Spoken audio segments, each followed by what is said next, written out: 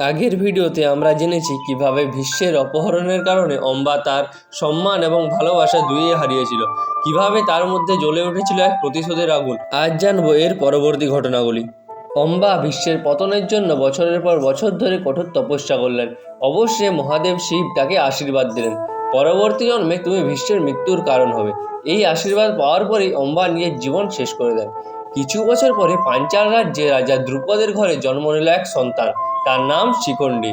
কথিত আছে এই শিখণ্ডী হলেন অম্বার পুনর্জন্ম। তার একটাই লক্ষ্য ছিল ভীষ্মের বিরুদ্ধে প্রতিশোধ। এদিকে হস্তিনাপুরে চলছে আরেক ঘটনা। অম্বা চলে যাওয়ার পর অম্বিকা এবং অম্বালিকার সঙ্গে বিয়ে দেওয়া হয় হস্তিনাপুরের রাজা বিচিত্রবীর্যের। বিয়ে হওয়ার পর মনে হচ্ছিল কুরুবংশের ভবিষ্যৎ এখন নিরাপদ, কারণ রাজা বিচিত্রবীর্যর থেকে জন্ম নেবে পরবর্তী উত্তরাধিকারী। কিন্তু ভাগ্যের জন্য অন্য কিছুই লিখন ছিল। বিয়ের পরেই বিচিত্রবীর্য গুরুতর অসুস্থ হয়ে পড়েন। অনেক চিকিৎসা করা হয়, তার শরীর ক্রমেই দুর্বল হয়ে পড়তে থাকে। অবশেষে অল্প বয়সেই মারা যান বিচিত্রবীর্য। তার মৃত্যুর সাথে সাথেই হস্তিনাপুরে নেমে এলো এক বিরাট সংকটের ছায়া, কারণ বিচিত্রবীর্যের কোনো সন্তানই ছিল না, অর্থাৎ কুরুবংশের সিংহাসনের কোনো উত্তরাধিকারীই রইল না। রাজ্যের ভবিষ্যৎ পুরোপুরি অনিশ্চিত হয়ে গেল।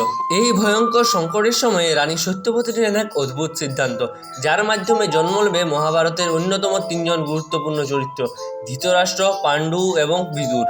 কিন্তু তাদের জন্ম হয়েছিল কিভাবে, আর কোন ঘটনায় পরে মহাভারতের সবচেয়ে বড় সংঘর্ষের কারণ হয়ে দাঁড়ায়, সেই রহস্যময় গল্প জানবো আমরা পরের ভিডিওতে।